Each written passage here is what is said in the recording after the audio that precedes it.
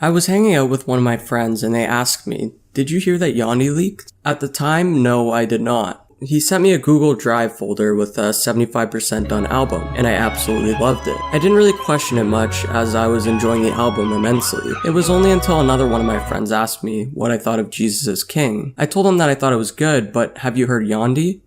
He was surprised that I had the album and asked, "How did that get leaked?" The answer that I thought, and the same answer that many people would have, is that Kanye got phished, his computer was hacked, etc. But then I thought to myself, how the hell does that leak? I mean, it's a multi-million-dollar piece.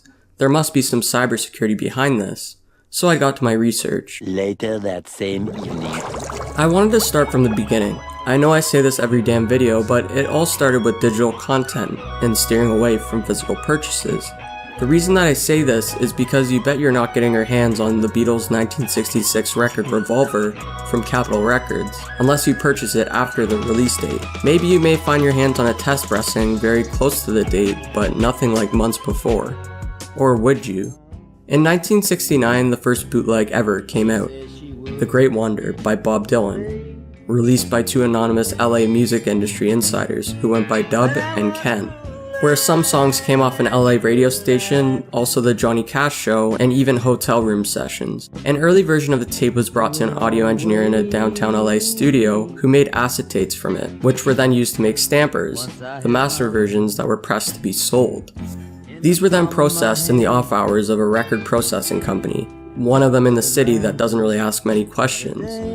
Then pressed and inserted into plain white sleeves at S&R record manufacturers in Gardena. Over 50 years later, Michael Dub Taylor and Ken Douglas revealed that they were the two behind this legendary leak. From then, bootlegs rolled out in history. From Floyd to Beatles, pressings were everywhere from live demos to records. Fast forwarding to now, leaks are literally the same damn thing. Studio sessions are no safe zone for leaks, especially with phones. But it doesn't stop there with the studio. When Lil Wayne was recording at various studios, owners of the studios or people that would be in there after would get the tracks and leak them.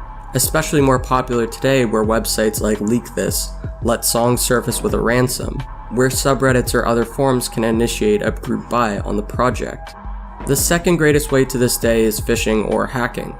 With Yandhi having many producers, the album is being sent to many people for their finishing touches to the album.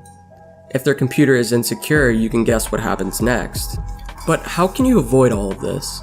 Kanye is not unfamiliar to leaks. The College Dropout leaked, and he reacted with making the album even better than the leak after receiving feedback before an official release.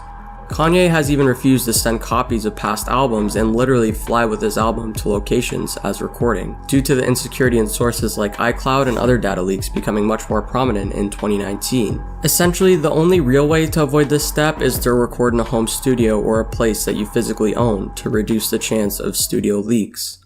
I personally have a very strong stance with the topic of leaks.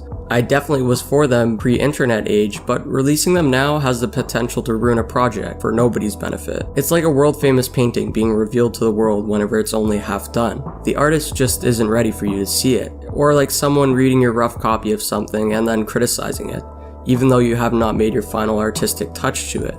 The reason that I feel otherwise about pre-internet leaks is due to the parties that it is in favor to. The money made from bootlegs back in the day were from jukeboxes or your favorite record store, instead of the fat pockets of the labels. But instead now, money is not going to labels, record stores, or shady pressing plants, but instead international file locker websites like Mediafire, corporately owned ISPs, or cloud servers. There is no real craft to leaking as the notable heist adventure that Dub and Ken once did, but only a Cheeto-filled beard who decrypted Kanye's personal files. Now that you know what I think, let me know what you guys think about album leaks, and if you believe they're good for the artist or not. Thank you guys so much for watching, and until next time.